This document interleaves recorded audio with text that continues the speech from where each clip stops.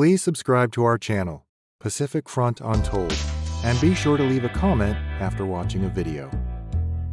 When discussing the Philippines' involvement in World War II, it is essential to recognize contributions from Filipino women who served as healers and resistance fighters.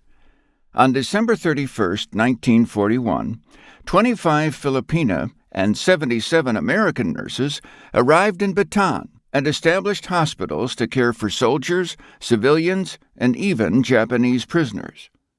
However, when Japanese forces invaded the Philippines, American nurses were ordered to evacuate further south to Corregidor, while Filipino nurses stayed in Bataan.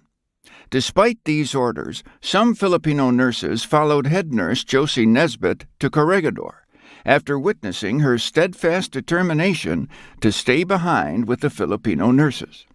Then, on April 9, 1942, around 60,000 to 80,000 Filipino and American soldiers surrendered to the Imperial Japanese Army during the Battle of Bataan and started the Bataan Death March, which was a violent and deadly 65-mile-long journey from Mariveles in the Bataan Peninsula to Camp O'Donnell in Tarlac Province. For the next 3 years, many POWs lost their lives to starvation, dehydration, extreme weather, violence from the IGA, and diseases such as malaria and dengue. The nurses who stayed behind in Bataan and cared for POWs during the march were dubbed the Angels of Bataan. 3 notable Filipinas from the Angels of Bataan were Carmen Lanot, Bruna R. Calvan, and Guedelia M. Pablan, a Pinay doctor who received her medical degree at Santo Tomas University. While the bombings of their hospital and convent required them to move to fish ponds, they were determined to provide health care and other necessities to soldiers and civilians.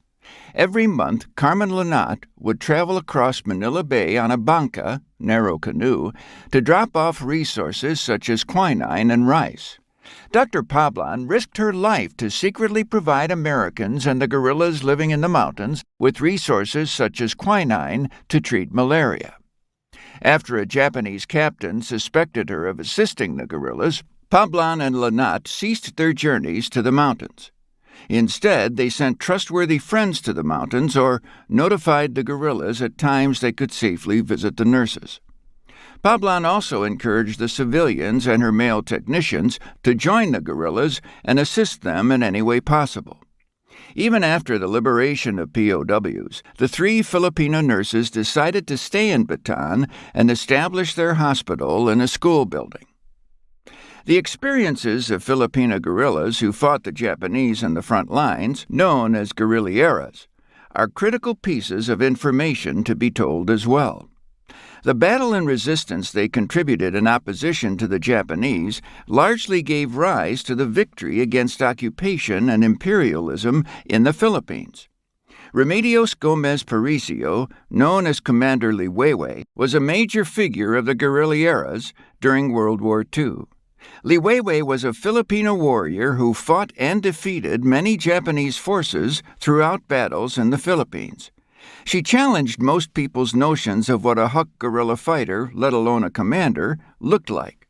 Liwayway often went to war wearing, quote, lipstick and pristine get-ups while brandishing her weapons with polished nails and fashionable hair updos, close quote.